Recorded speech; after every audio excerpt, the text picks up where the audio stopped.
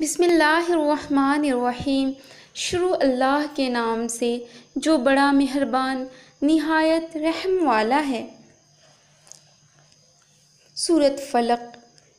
فلق کا معنی ہے پھاڑنا، اندھیرے کو چاک کرنا۔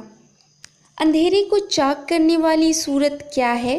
اس کے اندر آنے والی آیات ہمیں کیا پیغام دے رہی ہے اور اس سورت کا زمانہ نزول کیا ہے؟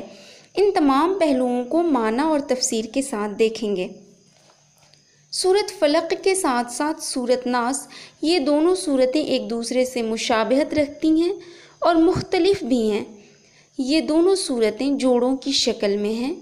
ان دونوں سورتوں کو سورۃ المعوذتین کہتے ہیں۔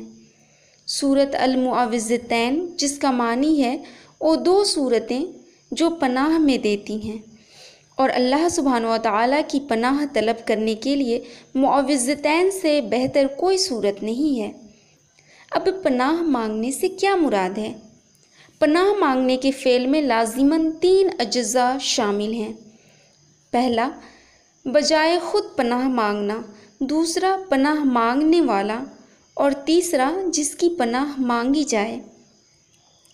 پناہ مانگنے سے مراد کسی چیز سے خوف محسوس کر کے اپنے آپ کو خوف و خطر سے بچانے کے لیے ایسی طاقتور ہستی کو خود کو سونپنا جس کے متعلق ہمیں کوئی خوف و خطر کا خدشہ نہ ہو اور ہمیں یہ یقین ہوتی ہے کہ ہم بچا لیے جائیں گے۔ سورۃ المعوذتین بھی پڑھنے کا مقصد یہی ہوتا ہے کہ دنیا کے تمام اس شے سے جو ہمیں خوف زدہ کرتی ہے، اس سے نجات حاصل کرنے کے لیے اور اپنے آپ کو بے خوف و خطر محسوس کرنے کے لیے اللہ کے پناہ میں دے رہے ہوتے ہیں۔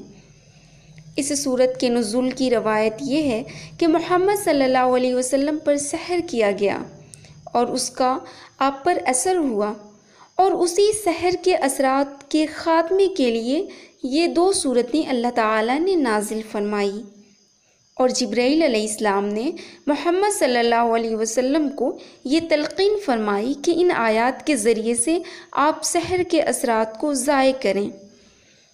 اور سحر کا قصہ یہ ہے کہ محمد صلی اللہ علیہ وسلم کی کنگھی سے بال لے کر اس پر سحر کیا گیا، اور تانت جیسی کوئی شے تھی جس پر 11 گیرہیں لگائی گئیں، اور اس شے کو جو اروان نام کے کنویں میں پتھر کے نیچے دبا دیا گیا۔ اس کے بعد محمد صلی اللہ علیہ وسلم کی کیفیت ایسی ہو گئی کہ جسم بندھ سا گیا ہو، اور نسیان کی کیفیت بھی طاری ہو گئی تھی۔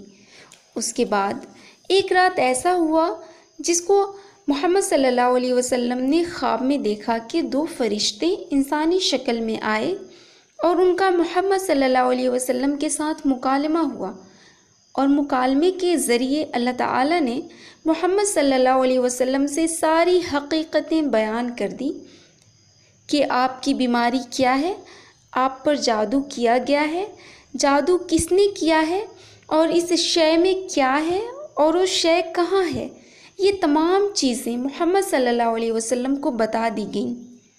اگلے دن صلی اللہ علیہ وسلم نے عائشہ رضی اللہ تعالیٰ عنہا سے بھی بتایا کہ یہ واقعہ اس طرح سے ہوا، اور مجھے جو تکلیف تھی اس کا علاج اللہ تعالیٰ کی طرف سے بتا دیا گیا۔ پھر آپ صلی اللہ علیہ وسلم نے صحابہ کی ایک جماعت کو لے کر کے گئے اور اس کنویں سے شے کو نکال کر شے کے ہر گرہ پر ایک ایک آیت پڑھ کر اس گرہ کو کھولے۔ اس کے بعد صلی اللہ علیہ وسلم کی طبیعت میں نشاط کی کیفیت پیدا ہو گئی۔ یہ واقعہ حضرت عائشہ رضی اللہ تعالیٰ عنہا اور حضرت عبداللہ بن عباس رضی اللہ تعالیٰ عنہ سے روایت ہے، اور صحیح بخاری، صحیح مسلم، مسند احمد کے اندر یہ واقعہ موجود ہے۔ اس سورت کے متعلق حدیث سنن ابو داؤد 2162 میں ابو داؤد رضی اللہ تعالیٰ عنہ کی روایت ہے کہ آپ نے فرمایا کہ میں جحافہ اور ابوا کے درمیان ہم رسول اللہ صلی اللہ علیہ وسلم کے ساتھ جا رہے تھے۔ اچانک ہمیں آندھی اور شدید تاریکی نے آ لیا۔ رسول اللہ صلی اللہ علیہ وسلم نے سورت معوذتین کے ساتھ ساتھ اللہ کی پناہ مانگنا شروع کر دی اور فرمایا سورت معوذتین کے ذریعے اللہ کی پناہ مانگو۔ کسی پناہ مانگنے والوں کے لیے اس سے بہتر کوئی صورت نہیں ہے۔ ہر مشکل، ہر پریشانی میں اس صورت کے ذریعے اللہ سے پناہ مانگنے کا ذریعہ ہے۔ ان صورتوں میں تمام چیزوں سے پناہ ہے۔ اس صورت کے متعلق دوسری حدیث میں ہے کہ رسول اللہ صلی اللہ علیہ وسلم ہر نماز کے بعد معوذتین پڑھنے کا حکم دیے۔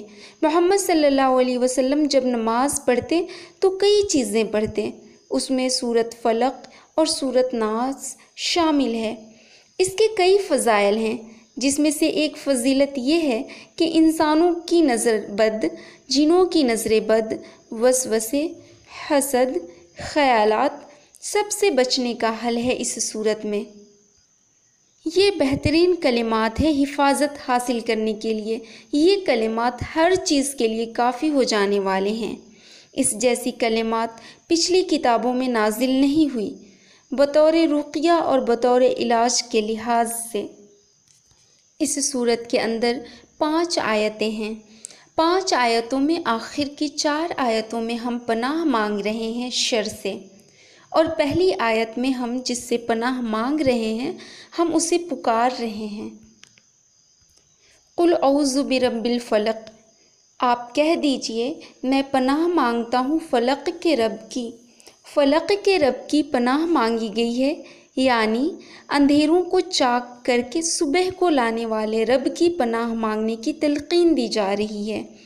اندھیروں کو چاک کر کے صبح کو لانے کی عظمت کیوں بیان کیا جا رہا ہے؟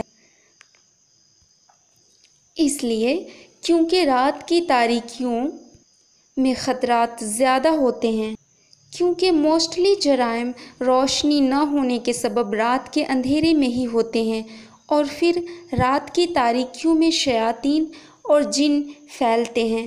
تو جو رب رات کے اندھیروں اور اس میں ہونے والے خطرات سے صبح کی روشنی کو لا سکتا ہے تو وہ باقی شر سے کیوں نہیں بچا سکتا؟ اس لیے یہاں فلق کے رب کی پناہ مانگی گئی ہے۔ اب اللہ تعالیٰ پناہ کس چیز سے مانگنے کو کہہ رہا ہے؟ من شر ما خلق، ہر اس چیز کے شر سے جو اس نے پیدا کی۔ اللہ تعالیٰ کی مخلوقات میں شر اور خیر دونوں صفتیں موجود ہیں، اور شر میں بھی 2 طرح کے شر، ایک وہ جو ظاہری طور پر نظر آتی ہے اور دوسری وہ جو نظر نہیں آتی۔ اس میں خاص طور سے اس شر سے پناہ مانگنے کی بات کی گئی ہے جو شر ہمیں بظاہر آنکھوں سے نظر نہیں آتی۔ وَمِن شَرِّ غَاسِقٍ إِذَا وَقَبَ، اور شر سے اندھیری رات کے جب وہ پھیل جائے، کیونکہ خوف و خطر رات کی تاریکیوں میں سب سے زیادہ ہوتا ہے۔ وَمِن شَرِّ النَّفَّاثَاتِ فِي الْعُقَدِ، اور گانٹھ پر پھونکنے والیوں کے شر سے۔ اس کا معنی ہے سحر، جادو۔ یہ چھپی ہوئی طاقت ہے جو کہ آنکھوں سے دیکھی نہیں جا سکتی، اور یہاں پر والیوں کا ذکر ہوا ہے کیونکہ جادو ٹونے کرنے کی ایک جماعت ہوتی ہے۔ محمد صلی اللہ علیہ وسلم پر جو جادو کیا گیا تھا وہ باقاعدہ ایک جماعت نے کی تھی۔ وَمِن شَرِّ حَاسِدٍ إِذَا حَسَدَ، اور حسد کرنے والے کے شر سے جب وہ حسد کرتا ہے۔ حسد کسے کہتے ہیں؟ حسد کہتے ہیں کسی کے پاس نعمت دیکھ کر زوال چاہنا، کہ اس کے پاس سے وہ نعمت برباد ہو جائے۔ ایک ہوتا ہے رشک۔ رشک کہتے ہیں کہ کسی کے پاس نعمت دیکھ کر یہ خواہش پیدا ہونا کہ ہمارے پاس بھی ہوتا۔ تو یہ چیز جائز ہے، یعنی رشک جائز ہے لیکن حسد جائز نہیں ہے۔ وآخر الدعوانا ان الحمد للہ رب العالمین۔